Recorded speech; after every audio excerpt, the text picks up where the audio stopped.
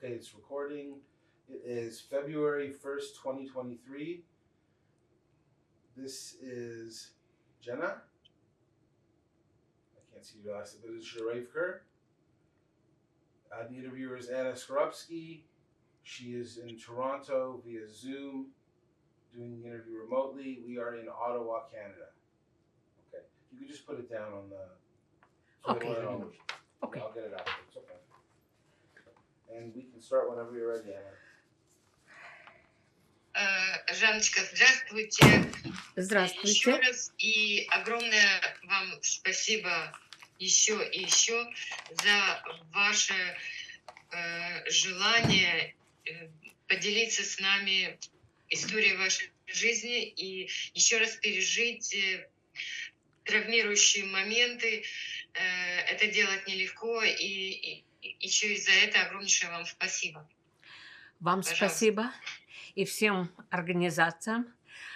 Я не стану их перечислять, потому что я не знаю, как они называются, но всем, кто участвовал в этой записи, чтобы, конечно, ничего не было забыто, я вот благодарю вас еще больше, чем вы меня.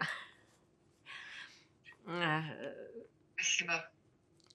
Меня зовут Жанна Владимировна Шарифкер. В девичестве я Местечкина. Родилась 28 ноября 1939 года. Не в самый лучший момент. И родилась в городе Киев, на улице Артема, 32, в хорошей, благополучной семье. Мои родители были не молодые. Маме было уже 40 лет, и папе было уже 42, когда я появилась на свет. Поэтому у меня есть, вернее, у меня была сестра и брат, который... Брат родился в 22 году, а сестра родилась в 24 году. Сори. Так, сейчас я...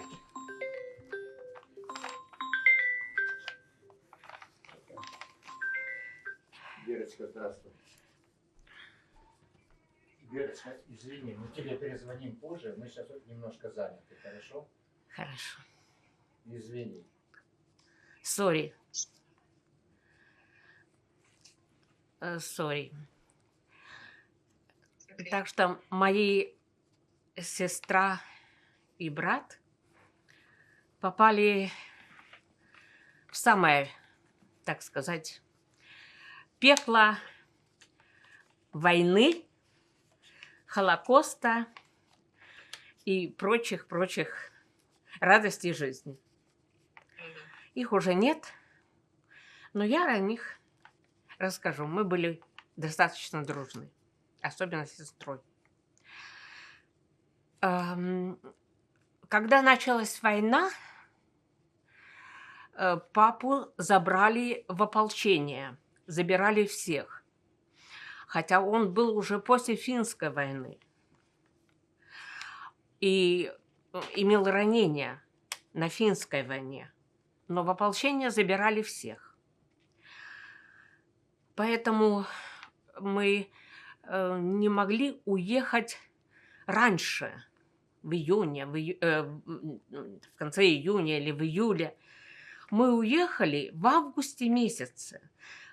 В конце августа папа пришел из этого ополчения, взял нас, маму, с сестрой, потому что брат, конечно, уже был на фронте. Ну, о брате я расскажу еще.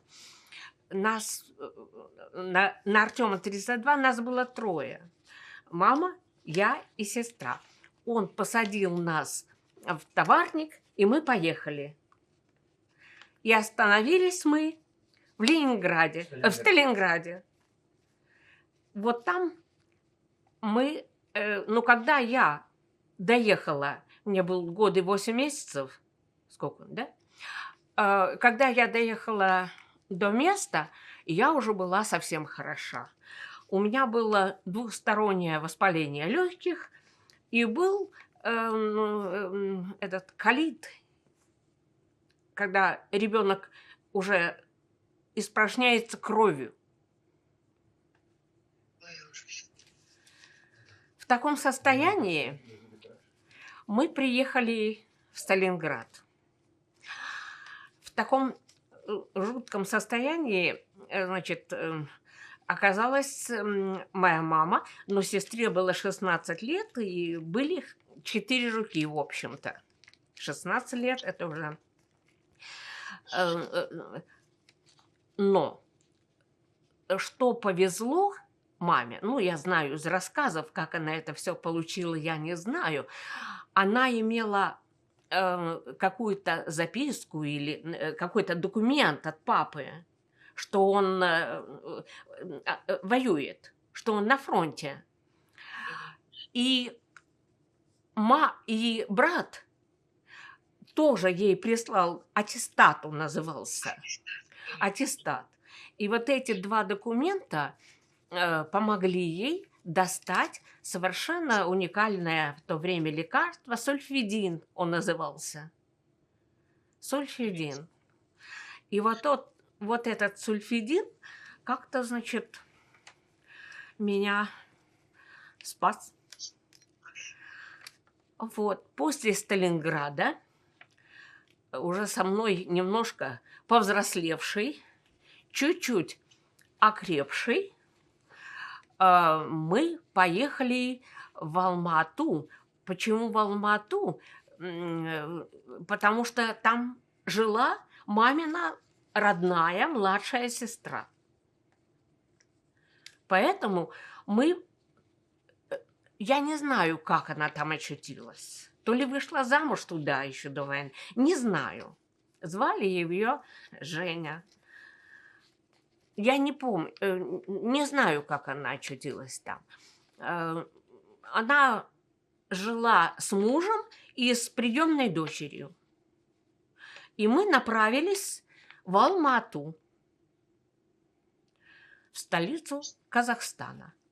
Но пока мы добрались до Алма-Аты, мы еще увидели много-много сел каких-то. Ну, я была совсем маленькая, но это были какие-то семьи, которые нас по дороге, как сказать, принимали. Даже некоторые лица я помню. Была семья, мама и парень такой, я знаю, 15 лет, взрослый, конечно. Вот.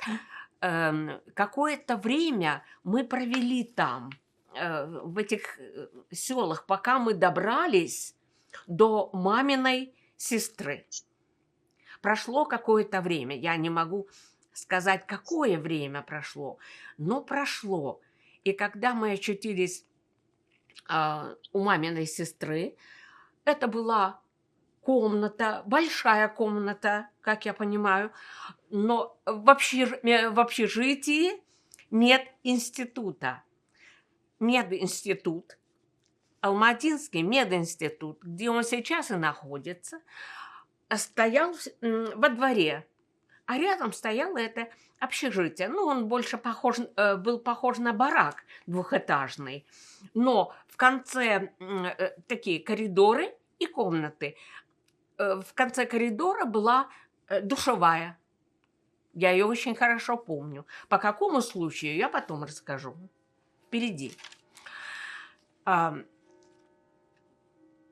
В этой одной комнате жили, значит, моя тетя, ее муж, приемная дочка, моя сестра Елена и мама и я. Вот так мы расположились в этой, как я считаю, большой комнате.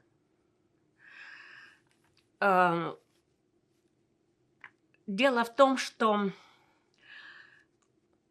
в Алма-Ате я заболела малярией. А была я уже, наверное, 3-летняя. Это после тех заболеваний. Мне как раз вот хорошо было заболеть малярией, которая, значит, трясет. Но я уже, мне было, наверное, 3 года, потому что я помню, что я пришла в эту душевую, в ней было очень тепло, и села в уголочек. Села в уголочек, ну все, аж пока меня не нашли там, пока меня там не нашла мама. И кормили меня хиной, это очень хорошо помню. Вот так мы провели эвакуацию.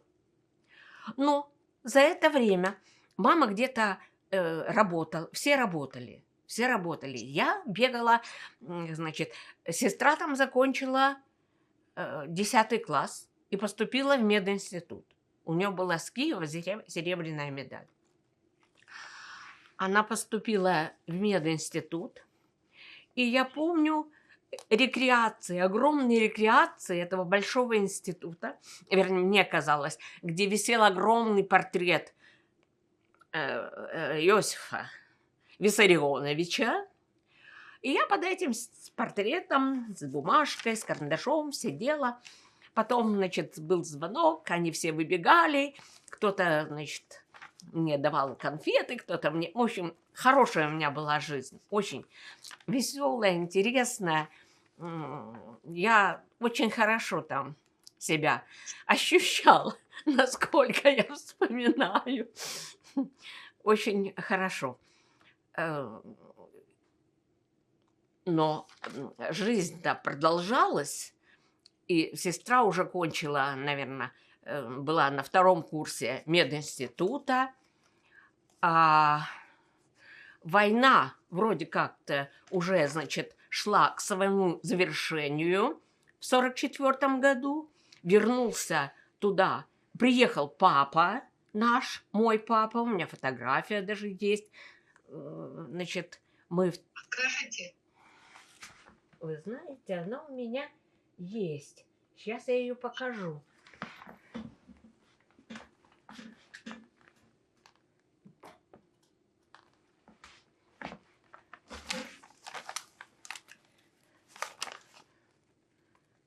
Я ее показываю.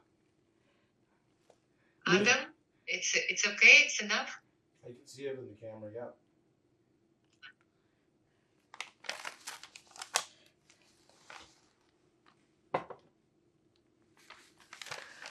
Вот. И освободили уже Киев. И, конечно, моя мама сказала: все, я уже пожила в Алма-Ате, давай ехать. Куда? Как вы думаете, куда?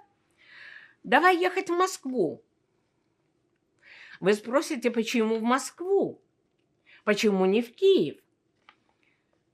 Потому что в это время мой брат Юрий Владимирович, почти как Андропов, значит, кончил Серпуховское летное училище, он по классу, по факультете, на механическом факультете.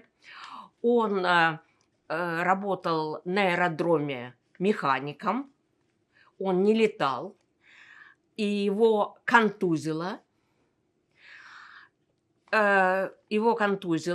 он пролежал в госпитале, и после госпиталя, вы не поверите, он получил назначение в Москву, в Академию имени Жуковского.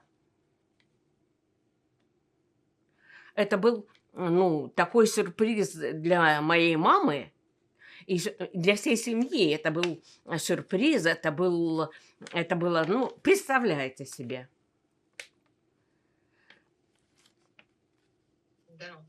да. Ну, значит, куда ехать? Конечно, в Москву. И в 1944 году мы отправились в Москву. Мне было хорошо в Алмате, поэтому я говорила, нет, нет, Женя, ты оставайся здесь, я поеду в Москву. Да, доехали мы до Москвы, не без приключений. С верхней полки, значит, я скатилась, конечно, я была очень шустрая, очень такая подвижная, очень гибкая такая. И я, конечно, упала с верхней полки, но какой-то военный не дал мне упасть. Я упала прямо на его руки. Вот. Была очень смешная. Не то, что там некрасивая или хорошенькая, смешная. Вот смешная и все. Потому что когда мы на вокзале встретил Юрий Владимирович со своей женой, он уже к тому времени был женат, она его тоже в Москве ждала, потому что они из Свердловска как-то, они тоже киевляне, но они из Свердловска приехали в Москву. Вот. И когда он меня увидел, он начал смеяться. Ну, вот так была моя встреча с братом. Я его не помнила, конечно. Вот так. И началась наша московская эпопея. Дело в том, что сестра перевелась, конечно, из Алматинского института медицинского в первый медицинский в Москве. Это все было несложно, с документами. Папа устроился на работу. Сейчас вспомню. Не, мама не работала. Мама со мной была. Единственное, что я помню, значит, до 9 мая. 9 мая был парад Победы, и мы с сестрой, она меня, держа за руку, после своих, значит, всяких переживаний, это ужасно, конечно, это поколение, которое осталось без мальчиков, да, вот она, мы приехали по Красной площади, она меня, держа за руку, бежала сквозь эту толпу. Я это все хорошо помню, абсолютно хорошо помню, что она меня крепко держала за руку, потому что там потеряться это было как 2 × 2. Было огромное количество цветов и слез. Вот это я запомнила. Слез. Было столько слез, что, по-моему, в этом море слез можно было утопиться. Это было 9 мая. Жизнь продолжалась в Москве. Но в Москве же без прописки жить нельзя. Это мой. Ну, пусть он там звонит. Где-то здесь. Где он? Так, все, Сева, сядь. Иди сядь.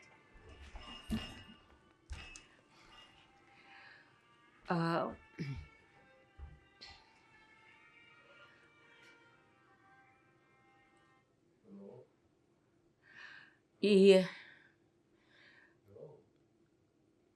Ой, Господи. Больно как-то. Больно. Вспоминать даже больно. Не то, что опять... Когда вспоминаешь, опять переживаешь это все. Это ужасно. Это ужасно.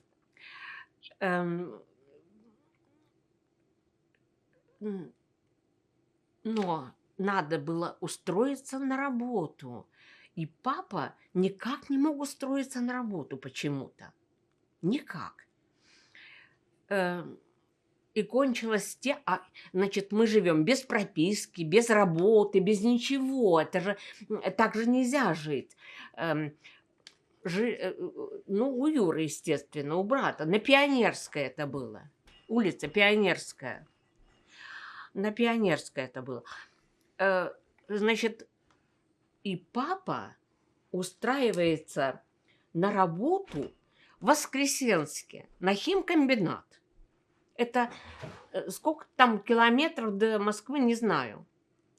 Я знаю, сколько километров. Воскресенск, он и сейчас существует. Сколько? И, по-моему, этот химкомбинат, и сейчас он там стоит.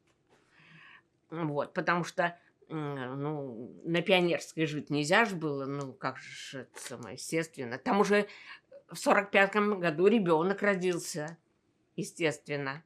Дети же рождаются, да. Вот, у нас с племянником была 5 лет всего разница, 5. И мы, значит, едем в Воскресенск. Но сестра возвращается из Воскресенска электричкой в Москву, утром уезжает, вечером приезжает. Папа работает, не знаю кем, на этом химкомбинате. Ну, у него образования не было, поэтому не директором, вот, и не начальником. А мама, она пианистка, она кончила в свое время гимназию, и она пианистка, когда-то аккомпанировала в 30-х годах немому кино, вот. А жизнь уже немножечко восстанавливается после войны, и детей, у нее был класс этих самых маленьких ребятишек, 20 человек. И я сидела рядышком. Да. Вот она со мной туды-сюды ходила в этом Воскресенске. Запомнила дикие морозы. Ой, были такие жуткие, ужасные морозы. Вот это я запомнила. Так особо. Где-то нам дали комнатку. И мы жили в этой комнатке вчетвером. Ну вот сестра, значит, уезжала утром, вечером приезжала. А чтобы переехать в Москву каким-то образом, там были какие-то родственники, они даже где-то был, даже на этом, сейчас скажу, на Сретенке там пустовала квартира. Какой-то родственник, родственников-то было много, наверное, каких-то заловок или там кузенов, я уже не помню, их было достаточно. И кто-то нам предложил вот эту вот пустующую квартиру на Сретенке, 2-й этаж. Ну и так как в Воскресенске было жить очень тяжело, особенно Лёле, сестре, которой надо было электричкой ехать, то, конечно, мы воспользовались хотя бы пожить там. И мы переехали туда. Вот. 2-й этаж, Сретенка. И сейчас мы вот с сестрой, когда были в Москве, проходили под этими окнами, и вспоминала она, что-то вспоминала, все время она вспоминала очень много интересного. И... Ой.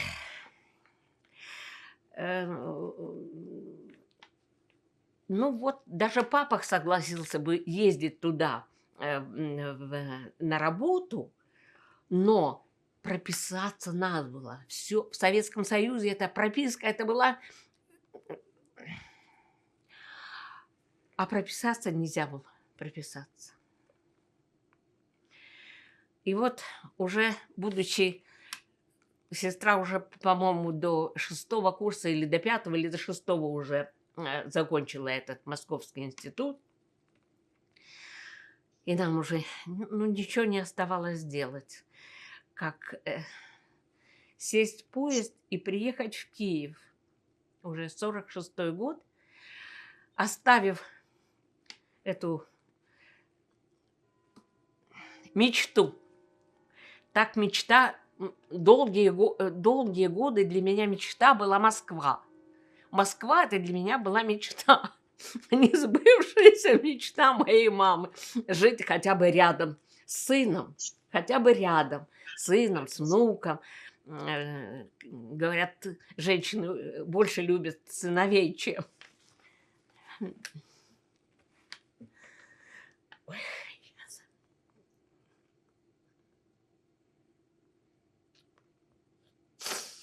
вот. Ну и все, и началась послевоенная жизнь. Лёля, конечно, сестра, это мы ее дома называли Лёля, уже заканчивала Киевский институт медицинский. Наша квартира, халупа Артема 32, оказалась живая в середине двора, уцелела. Это при всем, что вся ваша Владимирская, все было разрушено. Вот. А Артема 32, флигель во дворе, он, более того, нам сразу освободили жилплощадь. Большую и маленькую комнату. Сначала большую, а потом и маленькую. Она была занята кем-то. Но распорядили, да, моментально. Она была, конечно, пустая, но единственное, что там стоял, вернее, висел портрет моей бабушки, маминой мамы. Всегда висел. Так вместо портрета бабушки товарищ Ленин сидел там в рамочке. Все. И началась послевоенная тяжелейшая. Она в Москве не была такой тяжелой. А в Киеве она была тяжелейшей. Кроме горохового супа я вообще ничего не помню.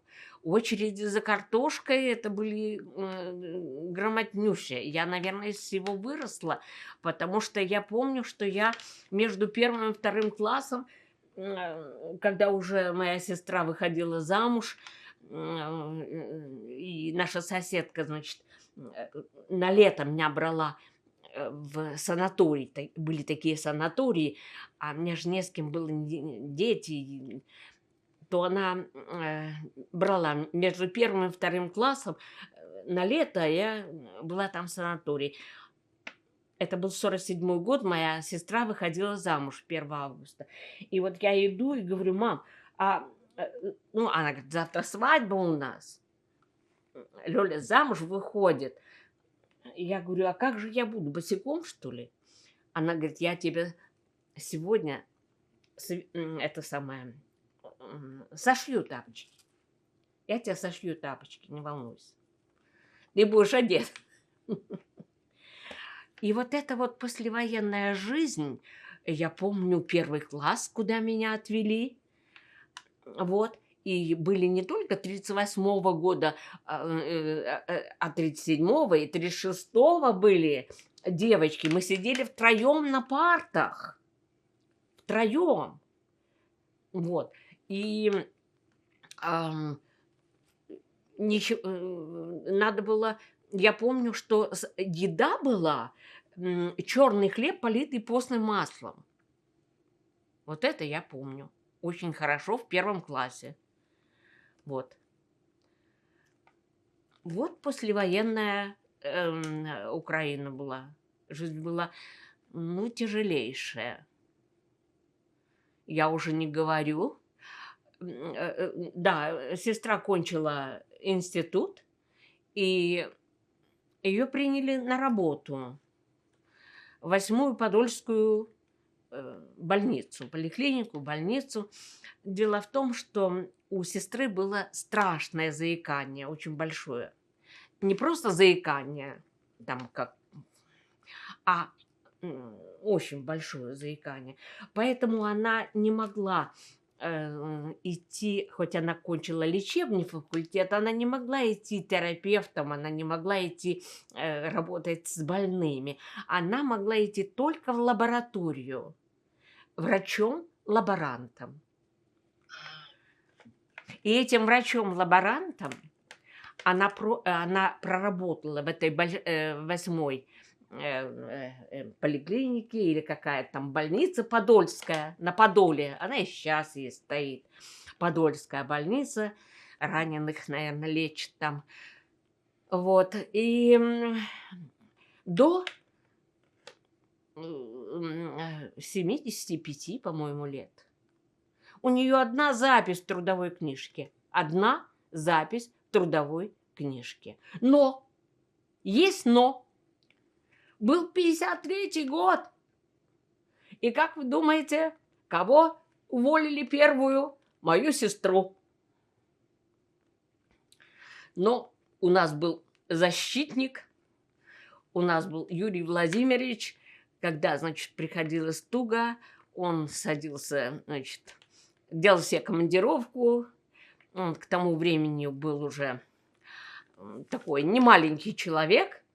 Он достаточно хорошую карьеру сделал, не военную, а экономическую. В конце концов, он не кончил институт, эту военную академию Жуковского, а он кончил Плешку. Но это тоже не совсем неплохо. И всю жизнь проработал в этих верхах. Министерстве заготовок, да. Ну, закончил высшую партийную школу, да? Нет. Это обошлось. Да, его как приняли в партию, так больше он ничего не кончал. Он выпустил какую-то книжку по специальности. Мама очень гордилась. Я не помню, как она называлась. Ну, в смысле, элеваторы, что-то такое. Ну, он же механик, в общем-то, был. Механик самолета. Ну, механик, наверное, был хорош. Ну, в общем, короче, и в 53-м году, значит, явился, не запылился мой Юрий Владимирович в Киев, потому что с Лёлей надо было что-то делать. Уж что, в каком она была состоянии, это понятно. И как жить, и что кушать, и вообще. Вот. И через горздрав, украинский горздрав, а он к тому времени уже поднаторел, ну, в этих всяких чиновничьих, значит, разговорах и пятое-десятое, он ее восстановил. Ее восстановили в этой 8-й, значит, в этой Подольской больнице. Все. И так она работала до самого последнего дня с одной записью в трудовой книжке. Вот. Что касается, значит, это очень тяжелые были годы, 46-й, 47-й. Прокормиться было очень тяжело, очень тяжело. Все ее подружки, сестры, ну, она долго дружила. Одна уехала в Черловцы, вышла замуж, одна уехала во Львов. Ну, в общем, вот так. А мы оставались в Киеве. В Киеве мы и жили. Все. Что? Все. И как сложилась ваша судьба дальше? Моя судьба сложилась очень удачно. Я удачно вышла замуж. Как считали все мои подружки и все мои это самое. Я очень удачно вышла замуж. И вышла замуж я это самое за своего почти одноклассника. Он кончил эту школу. Мы в один год кончили школу, в 56-м. Вот. Ну, как-то... Вы заканчивали еще институт? Да, это уже потом, уже будучи замужем. После школы я кончила химико-механическое техникум. Потому что год был 56-й. Да, был такой... Мама долго думала, кого из меня сделать медицинскую сестру, чтобы она всегда имела рубль за укол. Или сделать бухгалтером. Бухгалтером я так и не вышла. Но она решила, что бухгалтером лучше. И, значит, кончила я на бухгалтера. Вот. А потом, значит, я уже кончила такой заушный институт народного хозяйства, получила специальность плановика, экономиста, да. Вот.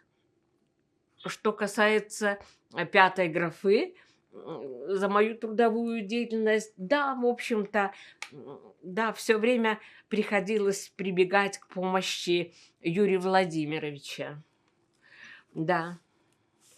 К Юрию Владимировичу, иначе я не могла никак устроиться. В общем, наконец-то, в общем, я проработала и в вычислительном центре, я проработала и в гараже, как это называется, транспортное предприятие в плановом отделе, да. Ну, это ж много там еще до вычислительного центра, там же мы вручную обрабатывали эти путевые листы. Вот. Я там проработала до тех пор, пока не устроилась. Меня по сокращению уволили. Ну, я сказала, что очень хорошо, что по сокращению уволили. И я устроилась тоже не без протекции, но с протекцией на работу. Сначала меня взяли техником, потом сметчиком. А так как сметчиков нет такого института, который готовил бы сметчиков, вот, то я начала там учиться. И в конце концов приобрела такую специальность. Инженер-сметчик.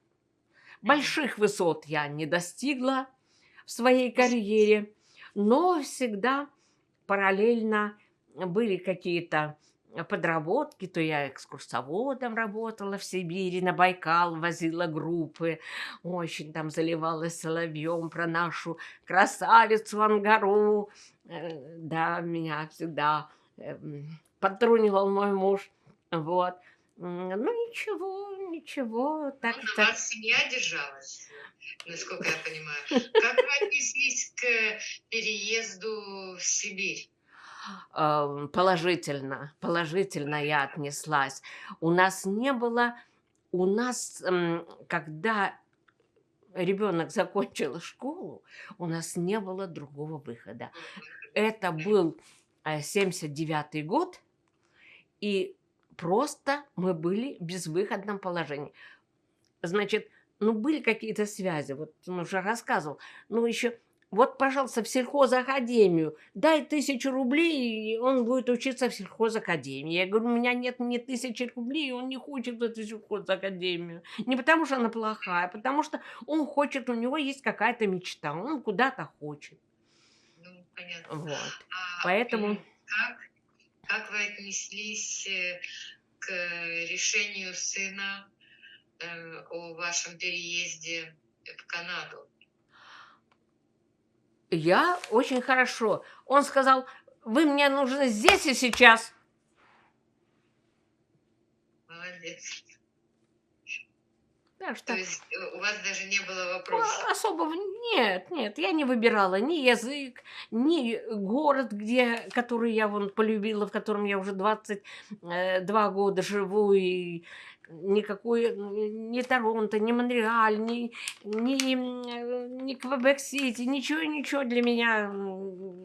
Вот только, значит, это моя деревня, мой тут дом родной. Понятно. Ну и традиционный вопрос в конце нашей очень интересной, очень живой и такой драматичной беседы. Что бы вы пожелали будущим нашим внукам, правнукам? Во-первых, чтобы они всегда знали и помнили про все, что мы, про все, что было в нашей истории. И в первую очередь, конечно, Холокост. Ну, судя по тому, что сейчас творится в России, они забыли, что такое Холокост, что такое только чтобы не было войны, как говорили наша мама. Говорит, только чтобы не было войны, только чтобы не было войны. Все остальное мы переживем. Так, а что же сейчас творится? И только молю каждый день о победе Украины, чтобы Украина победила так, как это хочет украинский народ, так это хочет их президент Владимир Зеленский, чтобы так было, на таких условиях. А уж что будет с Россией? Ну, Как говорят на нашей Украине, якось буде. якось будет. Да. Спасибо вам огромное. Спасибо за то, что вы еще раз пережили все вот эти вот трагические моменты, за то, что вы так детально рассказали о вашем детстве, за вашу память и за то, что вы прошли через все вот эти вот ужасы и сейчас с нами. Вот за это вам огромное спасибо большое. Спасибо всем, кто это организовал, включая и атавских девочек, кураторов вот, из Jewish Family Service. Там работает Ольга Тимакова, там работает Гуар Варданян. Гуар Варданян. Им огромное спасибо.